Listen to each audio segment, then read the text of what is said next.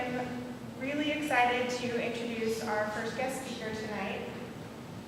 Pat Jollota is a very active member of our community. She was the curator at the Park County Historical Museum for 22 years, Vancouver City Council member from 1990 to 2010, author of many books on local history. She served on many boards, committees, citizens groups, etc. in our committee. She's also a colon cancer survivor and will be sharing her story tonight. Please join me in welcoming Pat Jollota.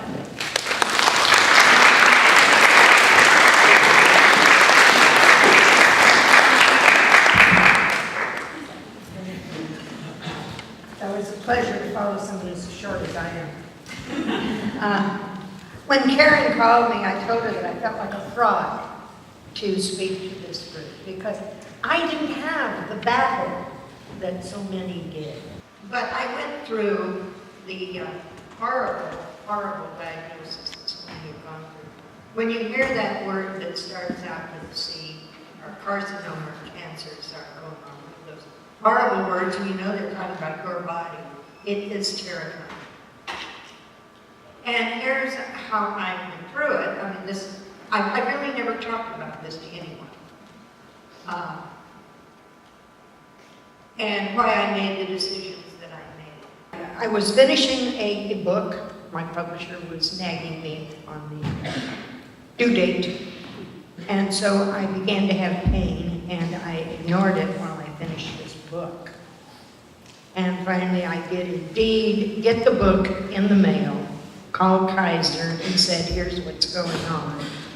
And I think my first clue was when she said, can you get someone to drive you to Sunnyside? And I said, no, it's Sunday, I don't do that. And she said, well, can you get someone to drive you to, at that time, Southwest Washington? Now this was in 2008. I was in my second year of my 5th term on city council. And a lot was happening in the city, as you will recall, in 2008. I really didn't have time to be sick. I really didn't. And so I did go to Southwest Washington. I drove myself, which was, again, a very stupid thing to do. As I entered the hospital, the cancer punctured the intestine, and I collapsed in toxic shock. And for the next 9 days, I'm not quite sure because I was hallucinating for 9 days. It was incredible. There were ants coming down the wall, spiders. Everyone was trying to kill me. But here's what my doctor told me when it was all through. You know, number one, we have had to remove most of your colon. And we've got this handy-dandy little appliance, which we've now put to your side, which we could probably fix later on.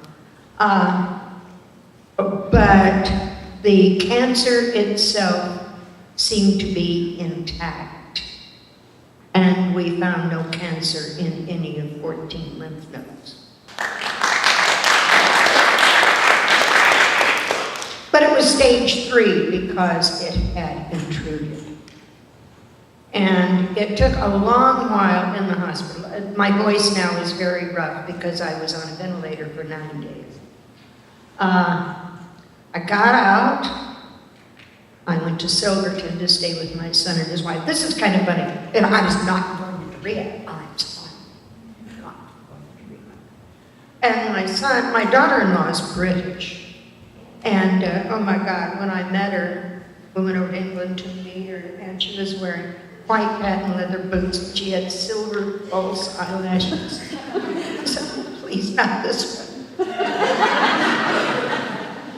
But it was, and she was one of the unemployed youth of the British Empire.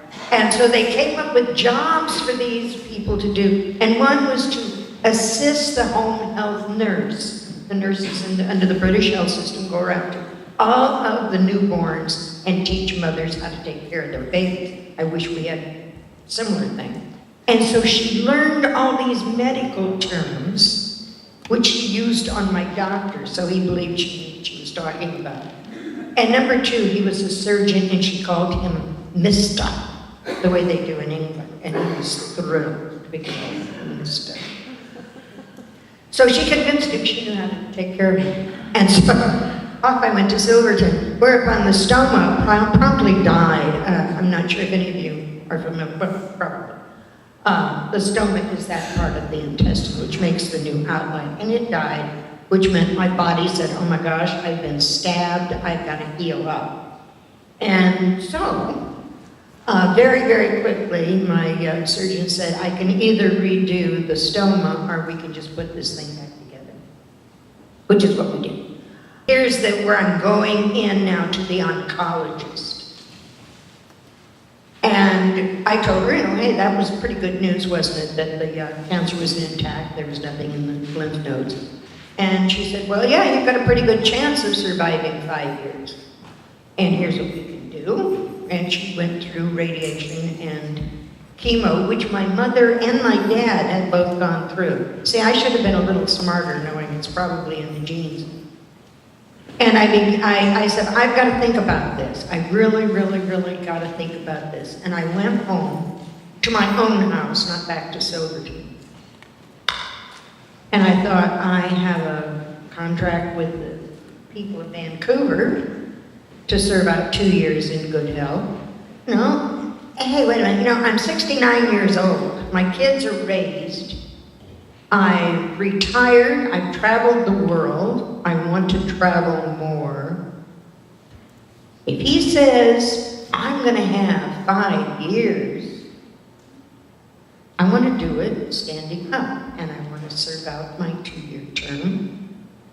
And then I won't run again. That was another decision I made, was that I was not gonna run again. Was that an easy decision? It sounds very frivolous right now, but I've got to tell you, I was so scared. I was so terrified making that decision. And I walked into the oncologist's office and I said, I'm not going there. And I laid out all of my reasons. And the oncologist said, you roll the dice. So how do you want to roll the dice? And I said, that's what I'm going to do. And I walked out, I was shaking. I was so terrified at what I had just done. But that was 8 years ago, and since that time I've written 3 more books, which wouldn't have gotten written had I been taking them. I rolled the dice so far now, since 2008, so far, I've been lucky. I would not tell anyone else to make that decision. I would tell all of you, though, it's your body. Do what feels best for your body. Now, my kids, I have 4 sons, very active, athletic type guys. And I said, look, I've had this now. Grandma had it, Granddad had it. All of you go get the colonoscopy, every last one of you. And the oldest boy, they found 3 polyps, which they removed, and 1 was precancerous. The other boys have had it so far, good. I have a colonoscopy every 2 years now. It doesn't take long, I've got that much left. Yeah, in fact, they say, have somebody drive you and then we will call them to come pick you up. They say, oh, no bother leaving, she'll be right. But the Colombian called, they knew I had been, when I came back to work, they knew I had been ill. And I was very straight up with them. This is colon cancer. It's common, it's very common, it's becoming more common. Tell all the people, go get a colonoscopy. And I've been doing that since then. Whenever I have a chance to talk to anyone. And the other thing I've been doing too is when someone has a colonectomy and has a colostomy bag, and when they get it restored, there are things, the doctor really doesn't share with you about what it's going to be like. remember my doctor told me, the Queen of England, or the Queen Mother of England had a colostomy bag. And she had a queen-sized one. As servants. I didn't. And there are things that happen to you that you don't think about until it actually happens. So what I have done, and I hear someone has had a colostomy bag installed, I will talk to them, tell them what they can expect. And it's okay. It's really okay. You can, the Queen Mother. Bob Hope had one. There are just quite a few people who had them, lived with them. I was very, very happy to have mine restored. And all I've got left, really, besides, they didn't match the sides up too well when they put me back together. I lost feeling in these 3 fingers because of that extreme toxic infection.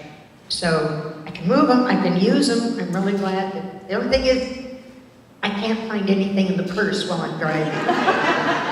So, that's the only thing. So as I said, I'm lucky. I'm the luckiest woman in this room. I made a decision which I could have been long gone, but had I been younger, had I had other responsibilities, I might have made a different decision. Make the decision that's right for you. And have that colonoscopy, every last one. Have it. It's a simple test that cures the disease. Thank you.